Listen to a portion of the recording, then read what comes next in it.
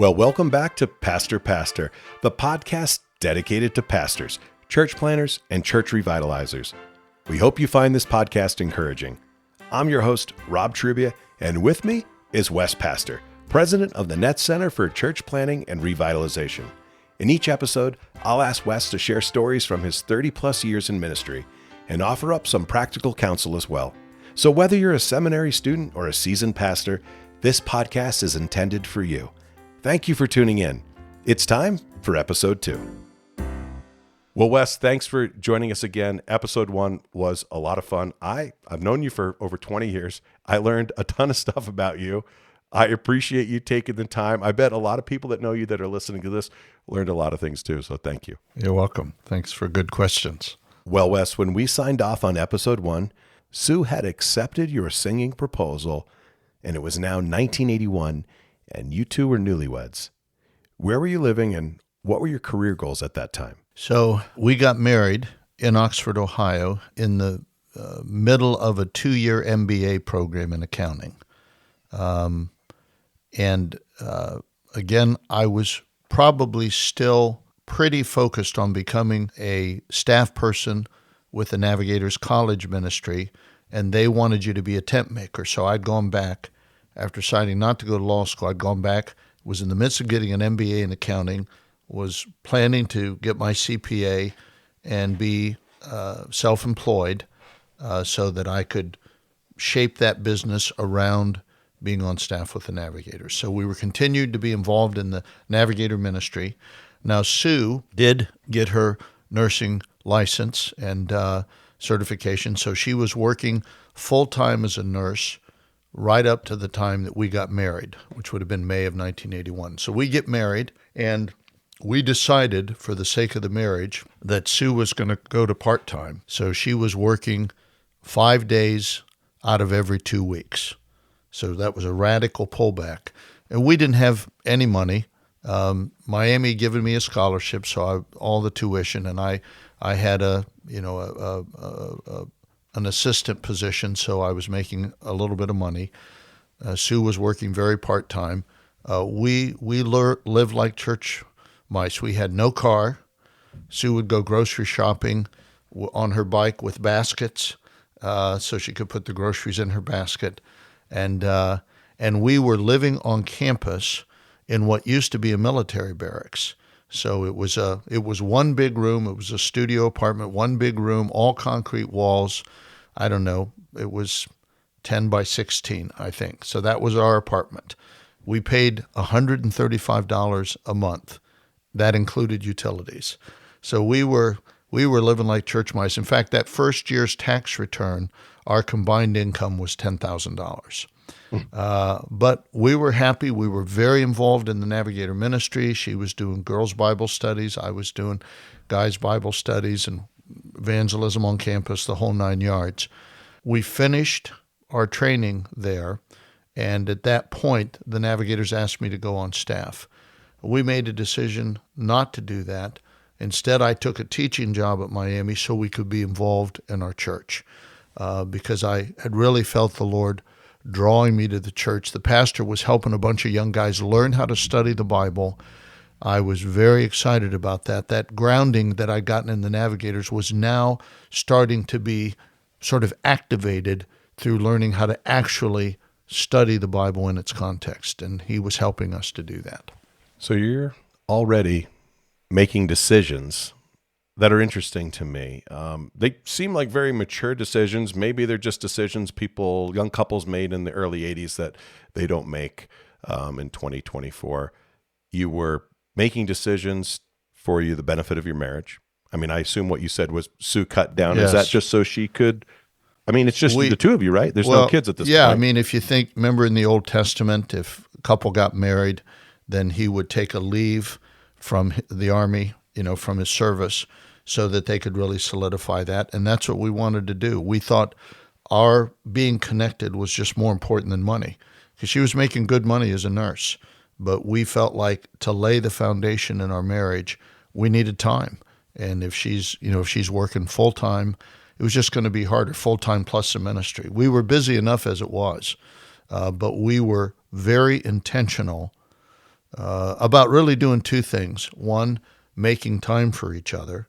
That's why she cut back. And number two, resolving our relational conflicts before we went to bed. So we took Ephesians 4 very literally, where it says, be angry and yet do not sin. Do not let the sun go down on your anger, and do not give the devil an opportunity. So we were up late some nights, not trying to resolve the content of whatever it was that produced the conflict, but to make sure we could go to bed forgiving each other. And I was the main culprit, but we would be relationally reconciled before we went to sleep. We laid that foundation in that first year. And but meanwhile, involved in the ministry and trusting God to lead us as to what he wanted us to do with all this. At this point, I'm curious, was it a difficult decision? Was it hard to say no to the navigators? Because they're offering you, I'm sure it wasn't a lot of money, of course, but a staff position, a ministry position, but you said no to that so you could be involved in the church because it sounded like you liked the training you were receiving in the church and you wanted to have lots of time for that. I actually, and this is going to sound impetuous, and it probably was, it certainly was precocious, but I made him a counteroffer. And the counteroffer was based on the fact that even though I loved everything they were doing and I was so indebted to them, I had begun to notice as I went to conferences that the men were giving messages that weren't necessarily in line with the content of the passage that they were preaching. I'd been involved with my pastor teaching us how to study the Bible, and I began to see, okay, you got to follow the logic of the passage. You can't just cherry pick. And I started seeing a lot of cherry picking. You know, I like this verse, that'll preach. I like that verse, that'll preach. But it's not really what the context is driving you at. So I made a counteroffer and said, I'd be willing to come on staff and become a help to the speakers on how to interpret the Bible. See how precocious that was, really I was just full of myself. But I wasn't inaccurate as to what the need was. Because these men were not trained. They loved the Bible, but they weren't trained as to how to study the Bible and how to proclaim the message from an expository preaching kind of point of view. Well, they flat said no to that. So it was pretty clear I really wanted to learn how to study the Bible. That's what I was interested in, and that seemed to be what the church was interested in, at least the church that I was attending. So no, it really wasn't a hard decision. It seemed pretty clear that we weren't quite on the same page, and it was time to part ways. Did you come up with this on your own, this idea of, gee, they're cherry-picking verses, they're getting it to say what they wanted to say, I don't really feel like they're really preaching the text? Or are you hearing that from a mentor that's helping you to see that? Both in. Okay. And, my pastor loved the Navigators. He loved Crusade. He'd grown up in Crusade when he went to college. But the truth was that it's easy, and it wasn't like they were saying anything that was untrue, but there's a skill to really preaching the context of a passage, which is what they train you in seminary. And if you haven't been to seminary, it's easy to miss that. And so, I was getting that input, but I was seeing it for myself. And I was hearing from guys that had been in the ministry who stayed in that ministry, but had seen that for themselves as well. So there was no hostility. There was no breach in the relationship. It was just, we're moving in this direction. And I wanted to immerse myself in the local church and continue to be taught how to really study the Word of God for myself and study it well, study it accurately. So it was just the new chapter in our lives. And you said yourself, self-professed, that you're pretty full of yourself, thought a lot of what you knew, but it sounds like you realized that you didn't know much really about the Bible. Well, I certainly didn't know about studying the Bible. By that time I'd memorized thousands of verses, whole books of the Bible, and but the ability to actually study it, I knew I was a bit of a pup. And again, the pastor I was just listening to his preaching every Sunday, and I could see how he was working his way through the text, and I was very attracted to it. I was very drawn to it. And so, those 3 years, so I finished my second year in graduate school, and then taught at Miami for 3 years. I became an elder at the church, and became the chairman of the elder board, which I think was just because nobody else wanted the job. But I was eager to do it and use my accounting skills for church budgeting and all that kind of stuff. And we were, seeking the Lord's wisdom on how to go. And I had read a little booklet by Edmund Clowney, who was the first president of Westminster Seminary in Philadelphia. And it's called to Ministry. And he viewed it as sort of 3 traffic lights that you needed to see greens on it. And the first green light was desire for ministry. The second green light was competence for ministry. And the third green light was opportunity for ministry. So this mentor, this pastor, was so gracious, he allowed me to start doing some of the preaching in our church. And so I was beginning to develop my skills. The desire was there. And, the feedback I was getting was that there was an emerging competency that was there. And so all that was lacking was really an opportunity. I had opportunities there at that church, but I was interested in being a lead pastor at some point. So the church was excited for us to go to seminary and get more training to develop that competence. And then it would be a few years later where the opportunity to church plant was presented, and we took advantage of it. So those traffic lights were all lined up: desire, competence, opportunity. They were all beginning to line up, which was how God was calling us into the ministry. Desire and opportunity seem pretty easy to discern. Okay, I want to do this. I'm getting an opportunity. But it's the competence piece that I think I'd like to hear a little bit more about. How do you know that you're competent? Can you just flesh that out a little bit? Well, I think you're looking to see what God blesses. So I would teach. I led a small group. They called them home churches, mini churches, and I was teaching on Sunday. I was doing some teaching with the navigators because we were still involved peripherally, and I was just getting a lot of affirmation, a lot of approbation. I was getting feedback that I could tell people were feeling blessed by it, and that. I wouldn't say, well, I'm competent, but it seemed like there might be the ability to develop into competency. Some gifting. Yeah, maybe some gifting. You're trying to discern talent. gifting. That's right. And my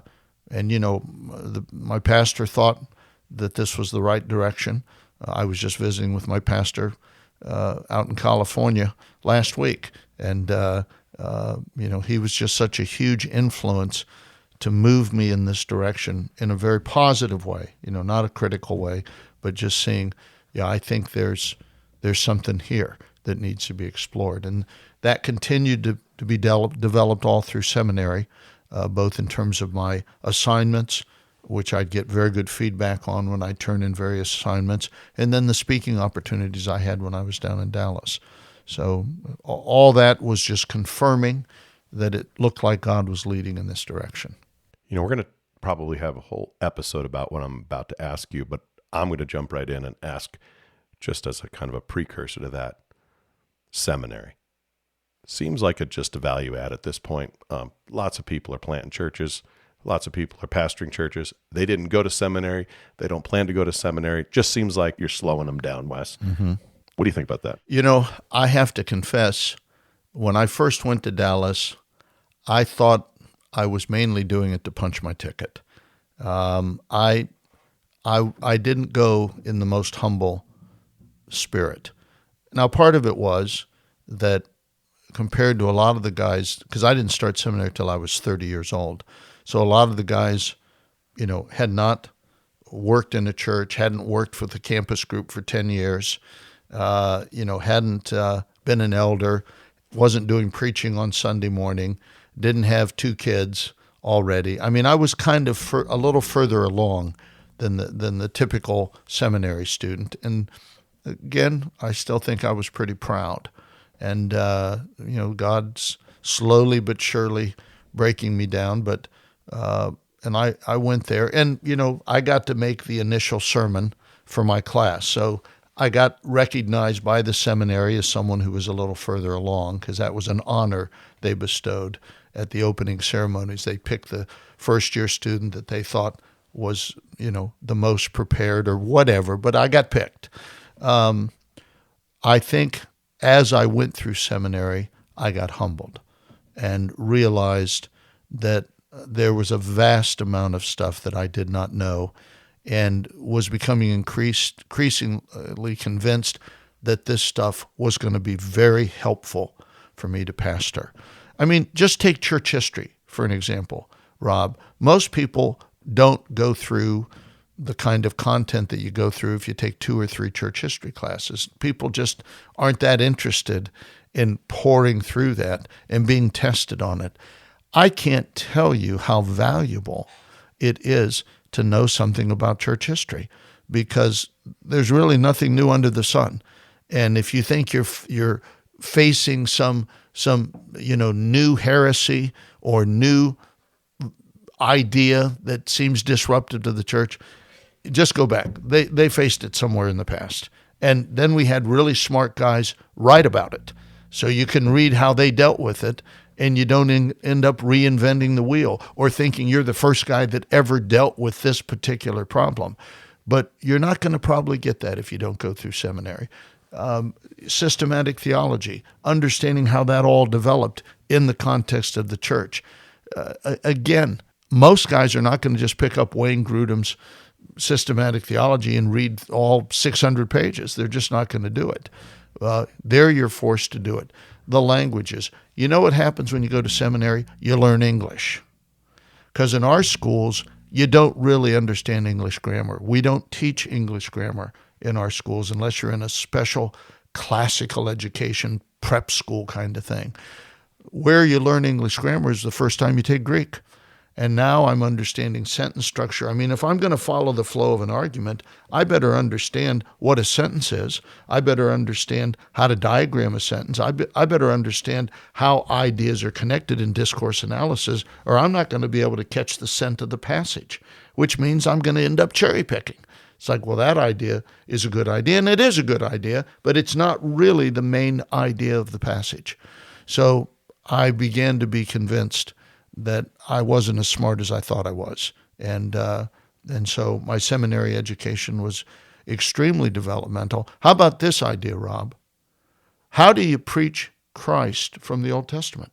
How is Christ taught in the Old Testament? Boy, that is a very challenging area. And so seminary started opening my mind to this whole new vista of Christ-centeredness in the Bible.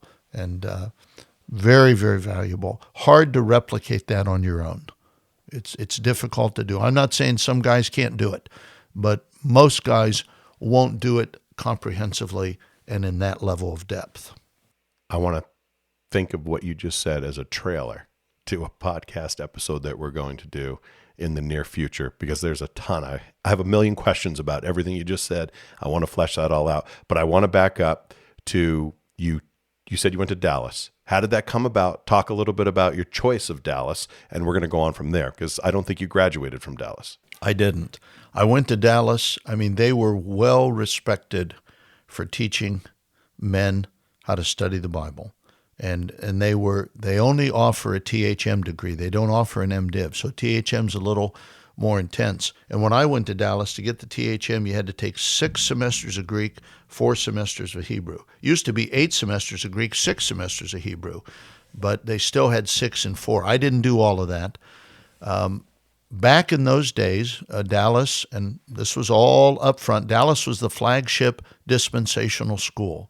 And when I was there, you had to be premillennial in order to graduate. Now, they had already begun to develop a progressive dispensational theology with professors like Bach and Blasing. Those were 2 of the progressive dispensational guys. So you could be a progressive dispensationalist but you still had to be premillennial, and you had to sign on the dotted line. And my theology had shifted when I was there, so I had begun to embrace an amillennial position. I wasn't combative about it. I didn't have an attitude about it, but that's just where my hermeneutic had led me. So you couldn't graduate from Dallas. It was all amicable. There was no tension. It was a very good 4 years for me while I was at Dallas. I have no regrets about it. I'm thankful to the school. God used it mightily in my life, especially studying under Dr. John Hanna, who I think's perhaps the best church history professor in the country. But I transferred to Westminster in 1989. Westminster was very gracious. They accepted all my Dallas credits, so I was able to graduate in a year at Westminster. And it was during that year that God began to really clarify the calling to New England. You went to seminary, took out a bunch of student loans. You did full time. You didn't have to work during seminary. It was probably a lot of fun and pretty easy as you were living in Dallas, and it was probably a really good time. Probably hit Chick-fil-A 2 to 3 times a week. Didn't exist. Good, good stuff. No, what was 4 years at Dallas like? Like, just take us a little bit. What did that look like for the pastor family? It was tough. So we still had no money. I worked full time. The first year I worked as a professor at Dallas Baptist University. The last 3 years I worked as a pension accountant for an insurance company. So I was managing about 110 pension plans, which meant I had to be fairly comfortable with ERISA tax law. And my accounting was very helpful as well, because you have to manage the financials of the pension plan. So I was working like a dog. Sue was working part-time as a nurse. About halfway through Dallas, we had our third, a daughter. So we had 2 sons and a daughter, Lydia, John, Joe, and Lydia. And so I would watch the kids on the weekend. Sue would work a shift or 2 on the weekend. And of course, she watched the kids during the week. So it was stressful. Money was tight. We were scrambling, but God was good to us, and the insurance company was willing to let me off 2 afternoons a week so I could go to class. As long as I got my job done, they let me off 2 afternoons a week. So I was able to continue my seminary training, and it was a good time. We didn't live high off the hog, but we didn't starve. So it was a good time, and I look back on it with fondness. But it was good to have that phase, done. It's kind of like the Calvinist that falls down the stairs and goes, "Woo! I'm glad that's over with." And so I was glad that was over with, and we moved up to Philadelphia. Okay, so we're in Dallas. We're there for 4 years. When you go to Sue and say, "Sue, we got to move. I'm not willing to sign. I'm not a premillennial." Yeah, she didn't have any trouble with that. She knew I could never sign something that wasn't true. Sue has always... When you say wasn't true, you mean wasn't true for you. Wasn't true for me. That's right. She knew I couldn't just, in order to get around this thing. Some of my buddies did, and I took them to task on it. But I couldn't do it, and she'd never expect me to do that. So she was happy to move. It was tricky because she was pregnant with our 4th. And so moving across the country when you're 8 months pregnant is not an easy deal, but we did. So we're at Westminster that last year. We're trying to figure out what to do. And I say to Sue, maybe I should go into an existing church. And by that time, because of Dr. Hanna, we had the New England bug. So we wanted to go to New England, place of Edwards, Great Awakening, all that. So maybe I should take an established church. And she said, "I don't think so." And I said, "Well, why not?" Almost a little offended. She says, "Wes, if you take an established church, they'll probably fire you within the first year." And she wasn't making a joke. She was actually making a compliment to say, "You have ideas, there's things you want to try, and church planting fits that." Now, she had to know that church planting was going to be a lot less stable, a lot less secure. But, she had an adventurous spirit about her, and she knew her man. And so she gave me very wise counsel, and we began pursuing church planting opportunities that last year at Westminster in Philadelphia. So you graduated from Westminster and you got a fresh seminary degree. Is that an MDiv or a THM? Well, back in those days, if you wanted to go on for a PhD, which I had aspirations to do at some point, they recommended a degree called an MAR, a Master of Arts in Religion, which was an MDiv less all the practical ministry courses. So no preaching courses, no Christian ed courses, no counseling courses. It was just sort of the hardcore historical theology, systematic theology, exegetical courses, languages. All of those were a part of the MAR, but not the sort of practical ministry courses. So I did that degree. I applied for the PhD. I got accepted at Westminster into the PhD program. The MAR was actually the preferred degree. But, after 4 years, and every year they'd say, "Are you ready to start?" I'd say, "No, let's put it off another year." "You ready to start?" "No, let's put it off another year." After 4 years, they said, "Fisher, cut bait." By then, I was up to my eyeballs in church planting with Christ Memorial Church, and I knew I couldn't do it, so I had to cut bait. So that's where I stood at that point. So Sue gives you maybe the wisest counsel you've ever had. Said, you can't join a staff, Wes. That's just not going to work. And you're thinking to yourself, okay, this is a wise woman. This is after you originally was maybe offended slightly, realize that, I'm probably a church planter. So help me understand where you go from here. Is this like, okay, where are we going to plant a church? How does this work? Yeah. What's the story? Yeah. So we came to the conclusion that we should plant under the auspices of a denomination. Now, I had gotten my training back in Oxford with a non-denominational church. I don't think there's anything wrong with the non-denominational church, but I like the idea of some level of accountability.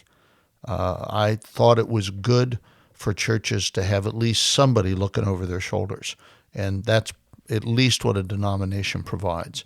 So I was Baptist. There weren't a lot of choices that fit. We did look at Southern Baptist. They were still kind of in the throes of the conservative resurgence. And so there was a lot of fighting still going on within the SBC. The BGC, the Baptist General Conference, was just the opposite, much smaller, from Swedish descent, so they kind of had that irenic spirit about them. And so we got in touch with them. They were interested, and after going through all of their processes, they said, "Well, where would you like to plant?" And we said, "Well, we'd like to be somewhere, a college town in New England."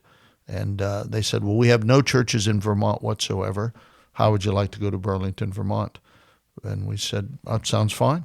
And they wanted us to go up and do a little reconnaissance. And we did, but it didn't change anything. We were excited about it, and we said, let's have at it. So in 1991, New Year's Day 1991, we loaded up the trucks and started our trek to Burlington, Vermont, and arrived January 2nd, 1991. And I had a job there as a pension accountant, same thing I'd done in Dallas for 3 years. And we were there looking to plant a church and starting to find folk that might be interested in doing that. And were you fully funded? No funding at all. It was that's a difference between a small denomination and a big denomination like Southern Baptist Convention. They gave us $150 a month, yes, for ministry costs, but I had to support myself working full-time as an accountant. So when you got to Vermont, what was the expectations of launching a church? I mean, do you thinking this is going to happen in 6 weeks, 6 months, a year or two? Yeah, we had a year to 2 year runway expectation because we didn't know anybody. I knew one person, and they weren't in a position to be able to help us with the church plant at that point. So, you have to raise a core of people, and because I was working full time, it was going to even be slower. So we were there for keeps. When we went up there, we went up there to die, and so here we are, 32 years later, and 33 years later. This is where we plan to die unless the Lord has a different plan for us. So we didn't feel the pressure like, well, we got to try to make something happen in 6 months. We were going to wait until we felt like we had a sufficient core to launch. And because when we launched, we wanted it to be the best possible chance of actually succeeding. Do you think of yourself as a patient person? No, not at all. I'm more patient now, I can tell you that, but no, I would think of myself as an impatient person. Mark Dever says that patience is a superpower. So certainly at that point, I didn't have it. Maybe I've gotten a thimble full of it over the last 30 years, but no, not patient. But some of that's good. Some, not in the impatient, sinful way, but in the ambitious sense. I think some of that's good for a church planter. You want a church planter who's ambitious. You wouldn't plant a church if you were content and with the status quo. You got to be a little impatient with the status quo. I just hear a lot of sacrifice and time. You're going back to college, and then after college, after you get married, and now you're doing lay ministry in your church, and then you're trying to get some training, and then you're headed to Dallas, and then Dallas you're going to Westminster, then Westminster you headed up to Vermont. It's going to take another year or two. I just get the sense that a lot of people are just impatient these days, in the sense that they want to have what they want and they want to have it now. I'm like that. We're not talking about me. We're talking about church planters. We're talking about revitalizers. We're talking about men who want to be in the ministry. That's what this podcast is about, and that's who this podcast is for. Do you think that men today are different than they were 20, 30 years ago, or not so much? I mean, I just see guys wanting to take kind of the quick road, and I'm just curious about, where did you find the patience? Where did you find the stick-to-itness of just driving down that road month after month, year after year? Yeah, I don't think I'm a patient person, so I couldn't attribute it to that. But I do think both Sue and I had certain core values, like the need to get training. That was just a core value. So however long that took, that was a non-negotiable. Or the need to recruit a core. That was a core value. The idea of planting a church, whatever that involved, that was something we were committed to as a core value. So really, the time was a byproduct. And the time it took was really a byproduct of the core values that we'd bought into. And we wanted to plant a church in a hard place. That's why we picked New England, is we knew it was kind of a mission field as far as America was concerned. The East Coast, the West Coast, those are the most unreached places according to most missiologists. So, that meant that it was going to take some time. And again, the time was really the byproduct of those foundational values that we bought into. So it didn't really seem like a sacrifice to us. It just seemed like this is the process. Now, I do think we had an advantage over, let's say, millennials or even Gen Zers, because we didn't have the internet. The internet just had come on board. Really, I think of the internet in the early 90s. I may not have those dates exactly right. I think the internet can give you the feeling, and the millennials are the first generation raised with the internet. It can give you the feeling that everything's at your fingertips. Knowledge is at your fingertips. I think one of the downsides of that is the process of learning, listening to a professor standing in front of you, or being mentored by somebody. One of my mentors, George Hill, mentored me for 35 years. He was a captain in the artillery in World War II, was part of the Okinawan invasion. This guy had a lot of experience in life. He was a very successful businessman, multimillionaire, and I spent 35 years with this man. And I think the internet can short circuit that need or that the value of that, because you just go boom, boom, boom, boom, boom, and you got some video. You can probably do brain surgery from a YouTube video. I don't know. And the personal relation side of things gets missed. And ministry is all about interpersonal relationships. And so I think we were not tempted to try to short circuit the process because we didn't have those there's some wonderful resources at your fingertips. I'm not poo-pooing the internet, but we weren't tempted to maybe think that we could circumvent some of the training pathways that we needed to take in order to arrive at our goal. Wes, you talked about you go to New England because it's hard, and this is everything you're choosing to do is hard. How are you wired? How is Sue wired that you want to do hard things? And maybe talk a little bit about the kind of person that likes to do hard things, because church planning's hard. Yeah. Being a pastor's hard. Let's make it even harder. Let's do it in New England. Yeah. Well, I don't think that would be the way I'd frame it, Rob. I don't think we really wanted to do things that were hard. I'm as big of a couch potato as the next guy. But I think what we wanted to do was going to be hard, and I think that we were not afraid of hard. I don't think we really wanted to do hard, but we weren't afraid of hard, and we weren't risk averse. And that's one of the things I've always loved about Sue. We weren't risk averse. Again, I go back to that wonderful foundation in college. It said, seek first his kingdom and his righteousness, and all these things shall be added to you. We came to New England with no money. I still owed a friend $700 to pay off my Westminster education. We came with 2 cars, and the DMV, Department of Motor Vehicles, valued those cars because they charged a usage tax.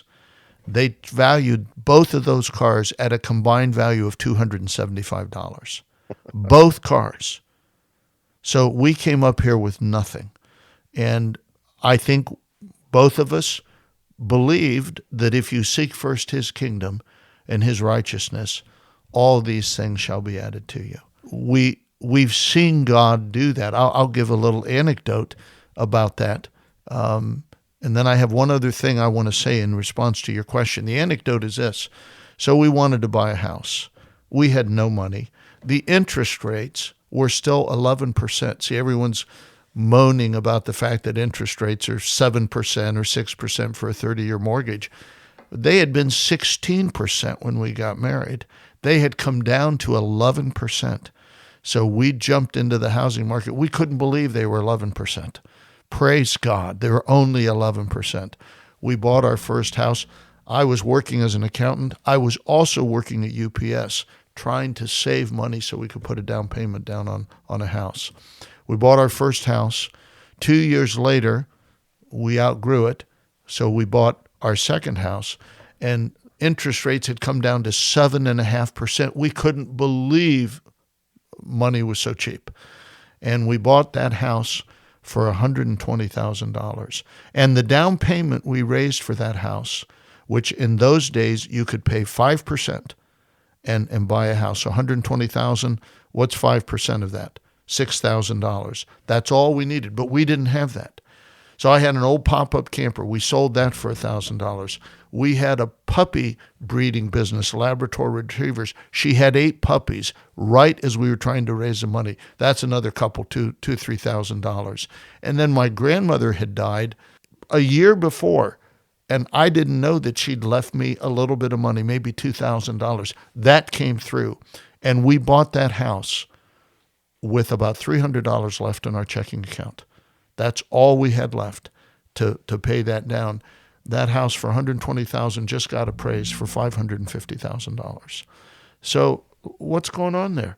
Well, he said if you seek first his kingdom and his righteousness, he's going to take care of all the things the Gentiles seek. And that's one of the things they seek: food, shelter, clothing. So we really believed that promise. We were sort of simple-minded people that thought if this is what God said, then we can take him to the bank, literally. And we did. But I think the other thing is we were convinced, Rob, that the gospel is the power of God for salvation. And if it's the power of God for salvation to everyone who believes, then we believe that if we faithfully proclaim that gospel, even in parched ground like Burlington, Vermont, that he has people in this city, as Jesus said to Paul regarding Corinth, and when they hear the voice of the Good Shepherd, Jesus says, when they hear my voice, they will follow. And we just believe that.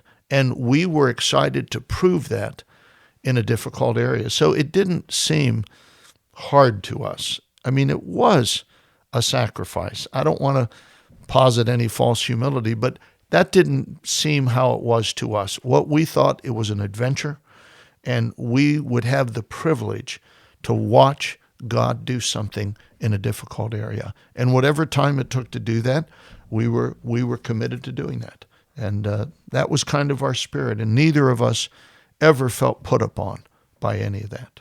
Yeah, that is quite the adventure. I appreciate you explaining all that. It's really interesting. It's really interesting. I wonder how many people still think like that. Well, I'm talking to a lot of young men at many seminaries. You know that, Rob. And I'm pleased to say that the gospel still preaches, and these men love it. And even if they were raised in better circumstances than I was, and maybe a little more by nature risk averse, they believe the Word of God, and they're willing to take the risks. And the success God's given us has been part of their enablement, because they see, okay, we can see for ourselves what God has done. And therefore, there's no reason for us to not think God can't continue to do that very same thing. And our church plants are testimony to that fact. And that first church plant is where we're going to start off episode 3. And that church plant was your church plant, Christ Memorial Church. We're going to talk about the experiment, as you sometimes like to say, of Christ Memorial Church. And I'm really curious. The first question I'm going to ask you, Wes, in episode 3 is, what did you mean by that? The experiment of Christ Memorial Church. We're going to talk about that, how it fleshed itself out, and then how that turned into the work that you're currently the president of, the Net Center for Church Planting and Revitalization, and we'll talk about that. So excited, lots of good things to talk about. Hey, everybody, thank you for taking the time to be with us. Thank you for taking the time to listen. I hope you've enjoyed this. I know I have. I've learned a lot about Wes. I've learned a lot about a lot of things, and I'm looking forward to learning more, and I hope you are too. Thanks, Rob. To learn more about the Net Center for Church Planting and Revitalization's training and sending programs, visit us online at thenetcenter.org. For questions or comments, email us at pastorpastor@thenetcenter.org. Thanks for listening. Please subscribe and consider sharing this episode with a friend. This podcast is a production of the Net Center for Church Planting and Revitalization. Nets for the life of the church.